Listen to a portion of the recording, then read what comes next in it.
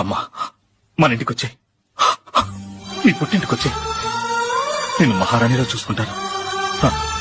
నేను రానన్నయ్య. లక్ష్మి, నేను పుట్టింటికొస్తే ఆదరిస్తావు, అన్నం పెడతావు, నన్ను నీ గుండెల్లో పెట్టుకుని చూసుకుంటావు. కానీ నా మీద పడ్డ నిందని మాత్రం చెరపలేవు కదన్నయ్య. నీ చెల్లెలు చెడి లేచిపోయిందని వీళ్ళంటారు, చెడిని చెల్లిని తీసుకొచ్చావని నిన్నంటారు. ఆ నింద మాపుకున్నాకే నా పుట్టింటికొస్తాను, లేకపోతే ఇక్కడే చేస్తాను. అమ్మా అంత మాట అనొద్దమ్మా. నువ్వు 100 ఏళ్ళు హాయిగా బతకాలి. అన్నయ్య, నిజమన్నది కడుపులో ఉన్న బిడ్డ లాంటిది. ఏదో ఒక రోజు బయటపడక తప్పదు.